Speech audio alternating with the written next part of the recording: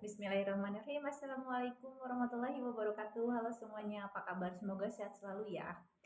Oke, rencananya kali ini aku mau nyoba sharing tentang metode operasi wanita atau tubektomi atau steril ya.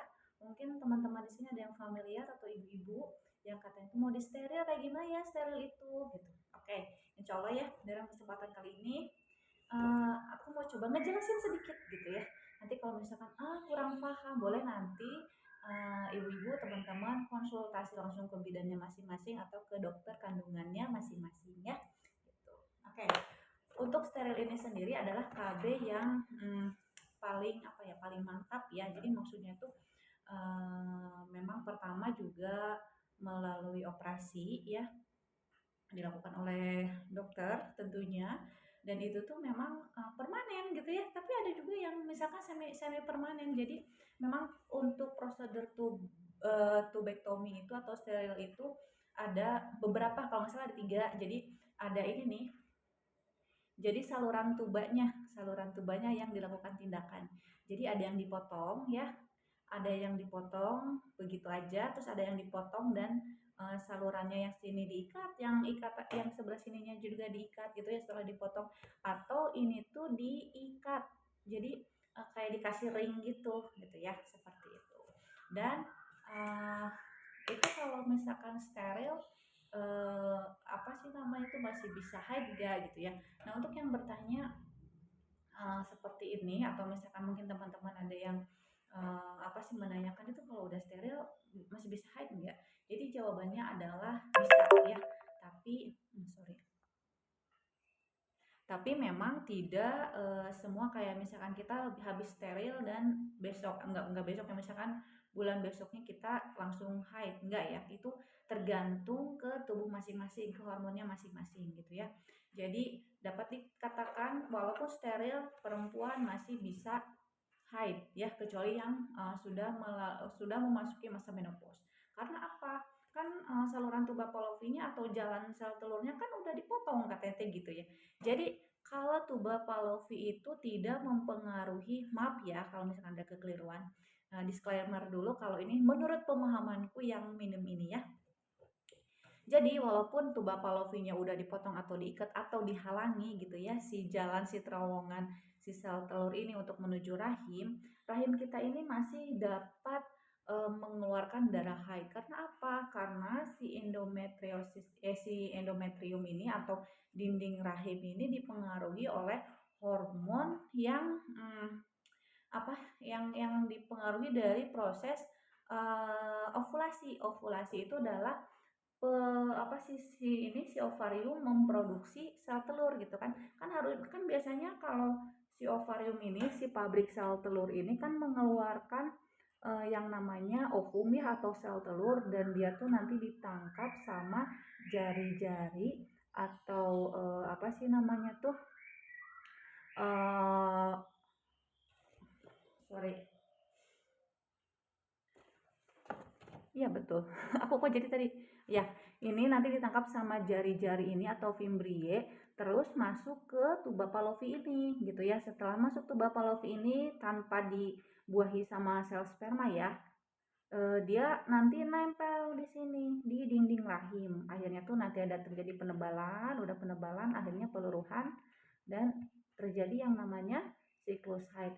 Nah, karena sekarang misalkan teman-teman melakukan steril, ini bagi yang steril ya, melakukan steril berarti kan ada tindakan di ini nih di tuba palovi ini ya, entah itu dipotong kok merah. Nah, entah itu dipotong atau misalkan diikat atau apa sih dipotong dan diikat-diikat gitu ya supaya tidak terjadi apa sih namanya somosis atau penyaluran kembali. Jadi penyaluran kembali itu, jadi kan yang namanya jaringan tubuh itu kan luar biasa pintarnya ya, kalau misalnya kita luka kan nanti si jaringannya bagus kembali ya, jadi memperbaiki diri.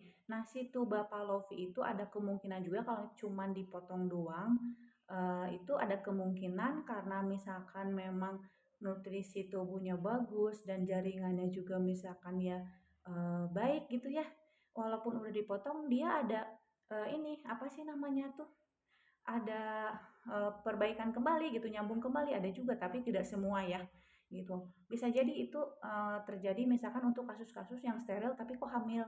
Nah, itu kemungkinan terjadinya somosis itu ya, perbaikan kembali jaringan itu. Jadi ada terjadi lagi penyaluran kembali di tuba Fallopi itu gitu ya. Tapi apa sih, jarang mungkin ya kasus seperti itu, tapi entah kalau di belahan dunia sana ya seperti itu.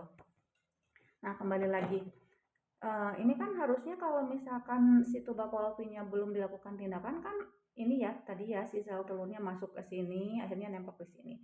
Tapi karena ini udah dipotong, ininya tetap terjadi si ovariumnya tetap terjadi, tetap melakukan ovulasi karena si sel telurnya nggak bisa kemana-mana. Akhirnya yang mempengaruhi dinding rahim ini adalah si hormon yang dihasilkan oleh proses ovulasinya itu gitu. Jadi masih tetap bisa terjadi haid gitu ya. Terus kemana lewatnya? Kan yang namanya hormon itu juga kan masuk melalui darah ya. Kayak misalkan gini, contohnya kita kan kalau misalkan minum obat nih, misalkan sakit kepala, terus kita minum obat buat sakit kepala. Itu kan yang diminum ya. Udah diminum itu kan dicerna di dalam tubuh, udah gitu diserap sama usus dan dialirkan melalui peredaran darah dan akhirnya sembuh. Atau misalkan kita kayak disuntik, misalkan kita sakit atau misalkan ada yang mual atau apa disuntiknya kan nggak misalkan kita mual terus disuntik mual, kita kan disuntiknya nggak langsung ke lambung kan ya, kadang kan suntiknya di pantat atau misalkan di paha atau misalkan di apa di kan, tapi kan sembuh mualnya. Terus kayak KB juga kan sama kayak gitu. KB juga kan kita disuntiknya di pantat kan ya rata-rata. Tapi kan itu mempengaruhi rahim.